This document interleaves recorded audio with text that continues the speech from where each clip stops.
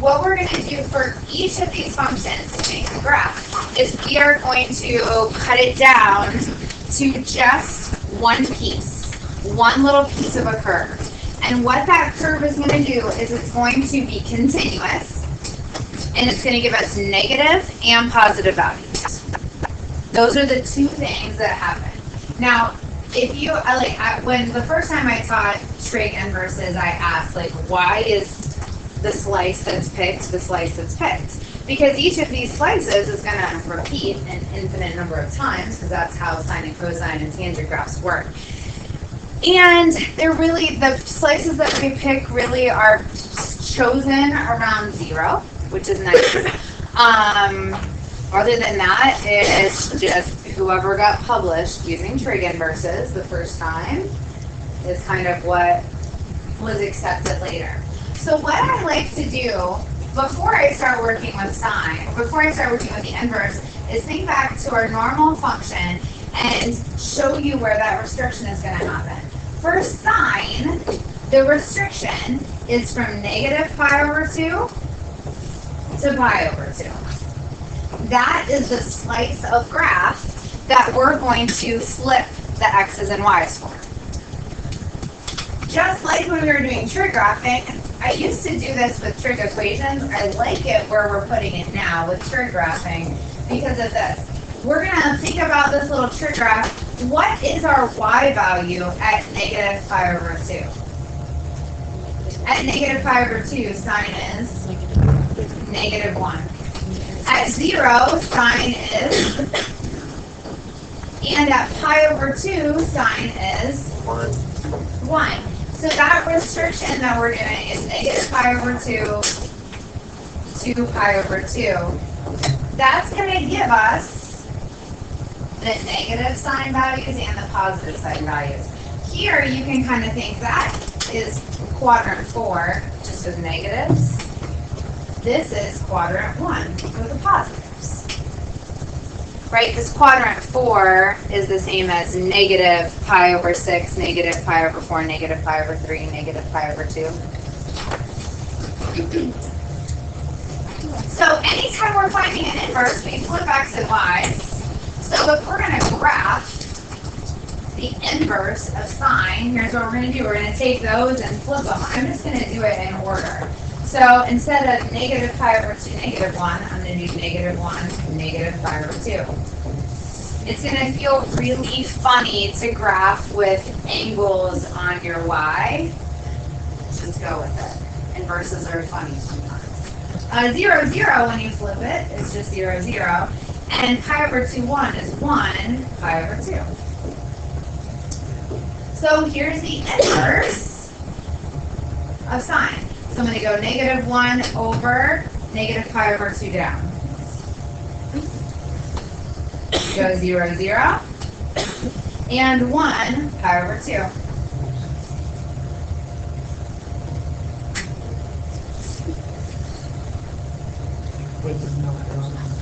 It's not, it's restricted. So our original function, when we did that restriction, right, our original function, the domain was negative pi over 2 to pi over 2. The range of this guy is negative 1 to 1. What about our new function? What happens with domain and range when we take an inverse? They switch. So now our domain is negative 1 to 1. And our range is negative pi over 2 to pi over 2. Cool?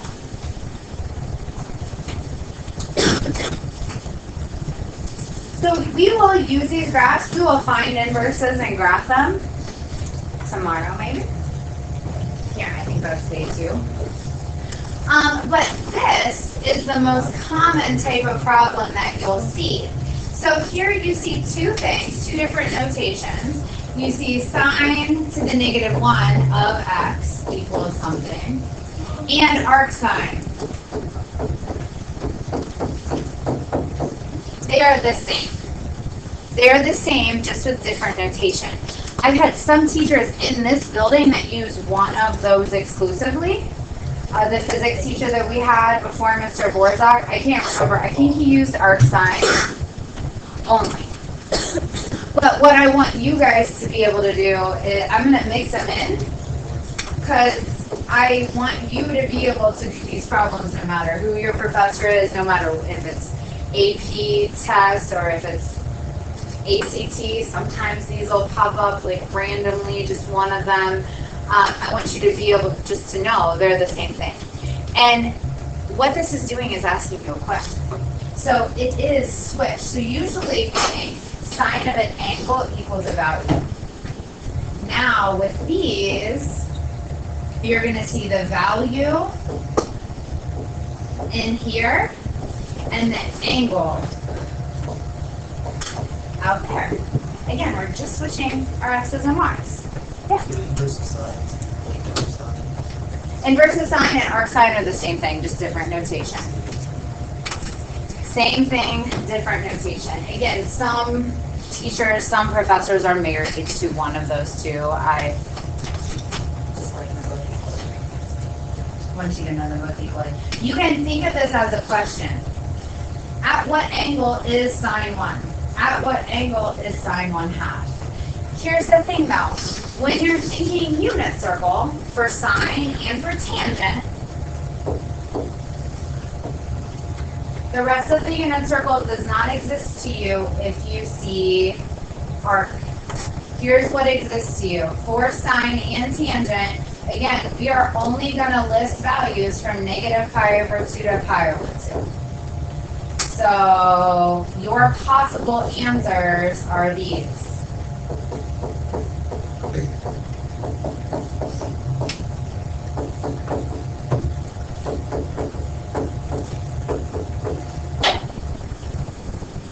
The rest of the unit circle does not exist to you if you see arc sine or sine inverse. Those are the only answers those are the only angle answers you're going to get. It's the same for tangent, which is nice. Cosine, one of them has to be different, right? Cosine is different. But here's where you want to get out of the habit, and it's a notation thing. When you see this notation, you have to think just quadrant 1 and negative quadrant 4 for sine and for tangent. It's just one of those things you just have to study out. Okay, so that's our restriction for sine. So at what, again, this is value, and this is angle. And it's easiest on problems where your angle and your value can't, like on that one, how else would you answer but 1? Because when you see sine and pi over 2, you should be thinking, right? And x has to be 1.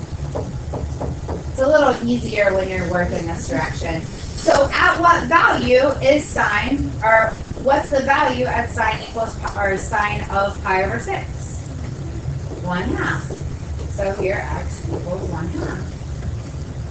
What's the value when x, or when sine is, oh my goodness, what is the value of sine at negative pi over 6? Negative 1/2, awesome. This is where it gets a little trickier. Because what you're going to want to do on some of these is list multiple values. When sine is 1, what's the angle? Pi over 6. That's only one answer. What is the angle when sine is 1/2? Pi over 6. There's another place that happens, right? Sine is also 1/2 at 5 pi over 6, but that does not, 5 pi over 6 does not exist to us right now. 5 pi over 6 does not exist if we're doing an inverse. At what angle is sine radical 3 over 2? Okay, let's do a couple negatives. Let's add a couple negatives in here. So let's make it number 7. That is arc sine of negative 1/2.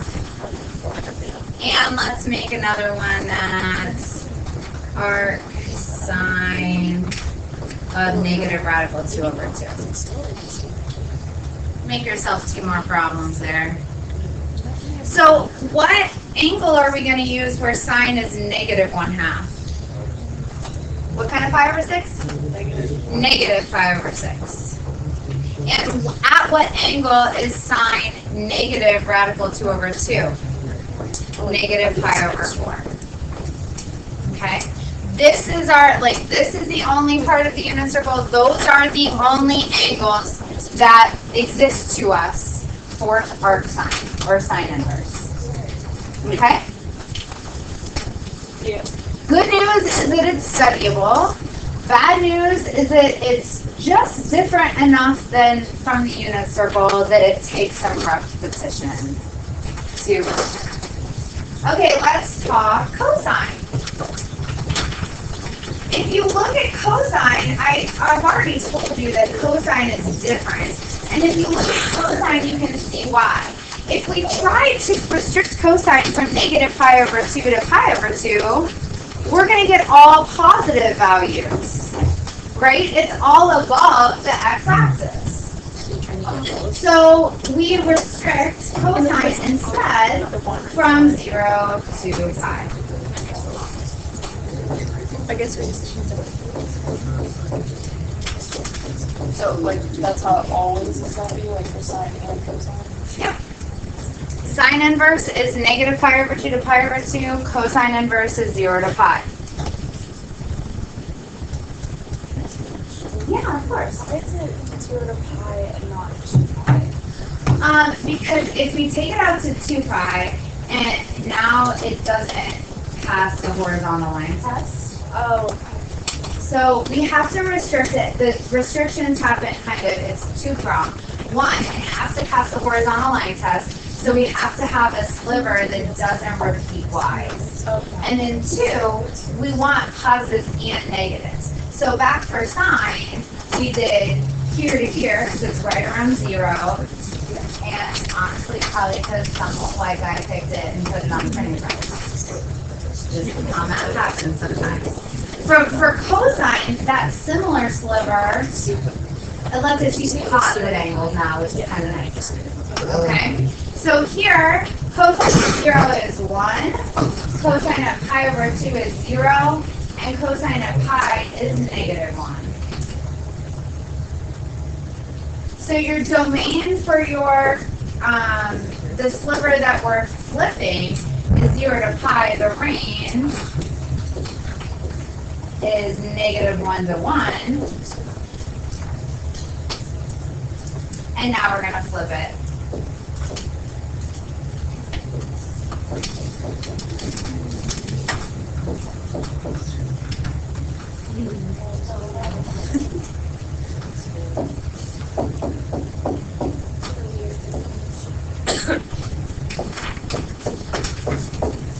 When I ask you to graph these new little parent functions on a quiz, I am not going to give you a graph that isn't nice for it.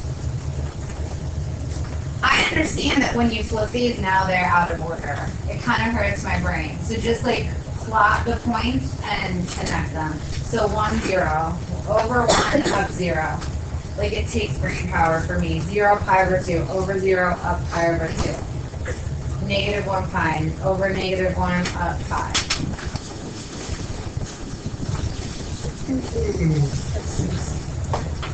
Believe me, these are not my most favorite little graphs. They hurt me a little bit, and I was like, this is not something that I would willfully put in here if you didn't really need it. Okay? Okay, so for cosine, just like I did for sine, so you're going to see cosine inverse and arc cosine. Again, our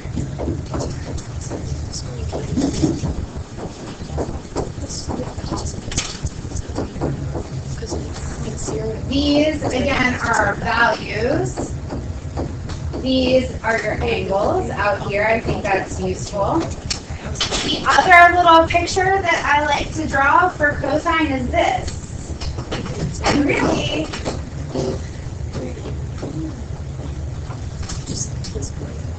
that is usually what does it for a student. Since they're not negative values that you're using, you're just anything everything in the first and second quadrants, that's what's up for grab with cosine.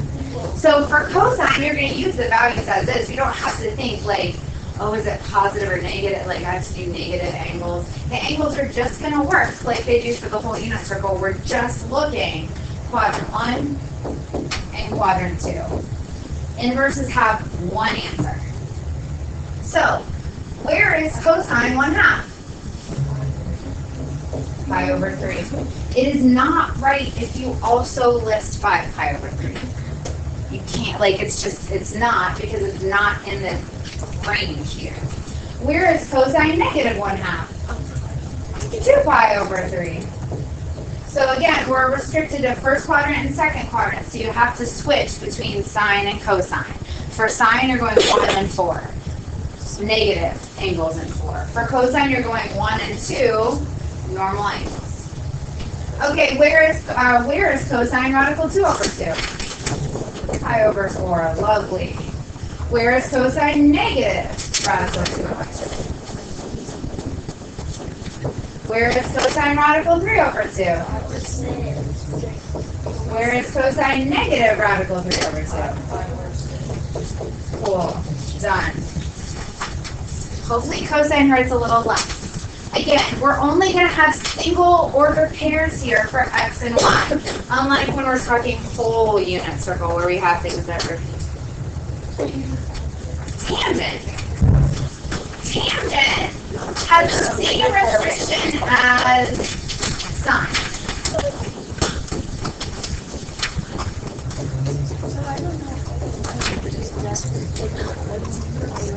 Except, the only exception to that is that we can't include negative pi over 2 and pi over 2 because we have asymptotes there.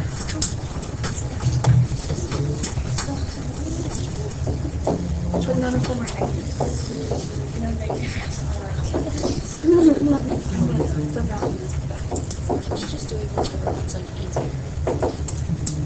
So the range of tangent is infinite, negative infinity to infinity. Domain, we're just going negative pi over 2 to pi over 2. Here's the nice thing. You have those asymptotes at x equals, and then when you take the inverse, they flip to y equals. So that part's kind of nice. Your domain and range, again, are going to flip negative infinity to infinity for domain. Range is negative pi over 2 to pi over 2. And really the only point you have to plot is 0, 0.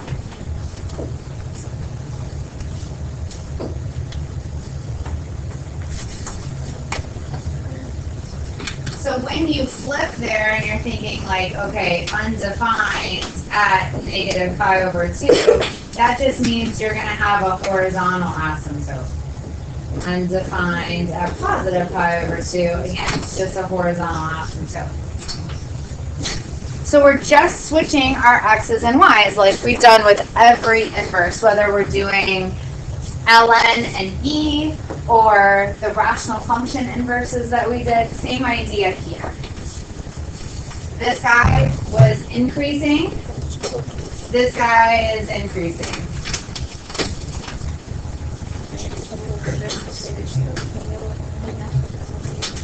I did switch. So the asymptote switched from being vertical to horizontal.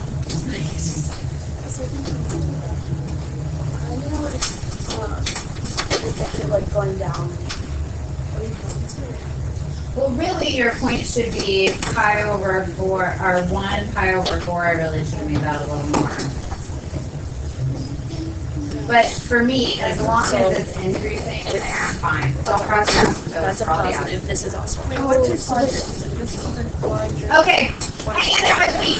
Again, for this one, if it's helpful for you to draw the same picture that we drew for sine, draw the same picture that we drew for sine. You're using quadrant 1, you're using positive angles and positive values. For quadrant 4, you have negative angles and negative values. If it's helpful for you while you're getting used to this to just write out the values that are possible, like -5/6, -5/4, -5/3, -5/2, like we did for sine, do it. Okay, so where is tangent 0? 0. Yeah, 0. And if it helps, look to your graph. Where is tangent 0? 0. Oh. Where is tangent 1? Where is tangent -1? -pi/4. Where is tangent -radical 3/3? -pi/6. Yep, remember, 3 plus 3 is 6. Where is tangent radical 3/3? pi/6. Where is tangent radical 3? pi/3.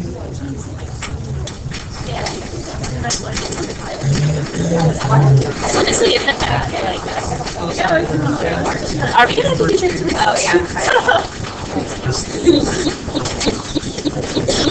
All right, that's all I've got. Except for a bunch of practice. How does this?